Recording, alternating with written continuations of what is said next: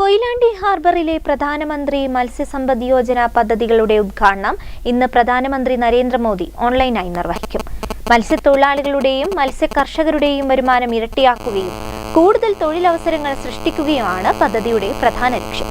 പദ്ധതിയുടെ 60% കേന്ദ്ര സർക്കാരും 40% സംസ്ഥാന സർക്കാരും വഹിക്കും. കൊയിലാണ്ടി ഹാർബറിലെ പ്രധാനമന്ത്രി മത്സ്യസമ്പദ് യോജന പദ്ധതികളുടെ നിർമ്മാണോദ്ഘാടനമാണ് വെള്ളിയാഴ്ച ഉച്ചയ്ക്ക് 1 മണിക്ക് പ്രധാനമന്ത്രി നരേന്ദ്രമോദി ഓൺലൈനായി നിർവഹിക്കുക.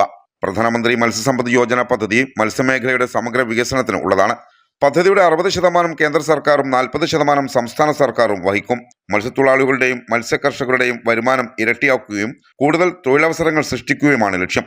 മത്സ്യത്തൊഴിലാളികൾക്കും മത്സ്യകർഷകർക്കും സാമൂഹികവും സാമ്പത്തികവുമായ സുരക്ഷ ഉറപ്പാക്കുകയും ലക്ഷ്യമാണ്.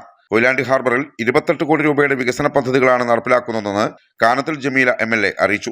2020 പ്രാഥമിക കാര്യങ്ങൾ മാത്രം പൂർത്തിയാക്കിയാണ് കൊയിലാണ്ടി ഹാർബർ ഉദ്ഘാടനം ചെയ്തത്. എന്നാൽ ഇപ്പോൾ മത്സ്യബന്ധയാനങ്ങളുടെ എണ്ണം വലിയ തോതിൽ വർദ്ധിച്ചു. ഇതിന്റെ അടിസ്ഥാനത്തിലാണ് ഹാർബർ എഞ്ചിനീയറിംഗ് വകുപ്പ് ബർത്തിംഗ് ജെട്ടി, വല repairing shed, parking area, road, വൈദ്യുതീകരണം, കോൾഡ് സ്റ്റോറേജ്, ജലവിതരണം, ഡ്രഡ്ജിംഗ് എന്നിവ PMMSY പദ്ധതിയിൽ ഉൾപ്പെടുത്തി സർക്കാരിലേക്ക് പ്രപ്പോസൽ അയച്ചത്. ഹാർബറിൽ യാനങ്ങളുടെ എണ്ണം കൂടിയതിനാൽ മീൻ ഇറക്കുന്നതിന് മണിക്കൂറുകളോളം തൊഴിലാളികൾ കാത്തുനിൽക്കണം.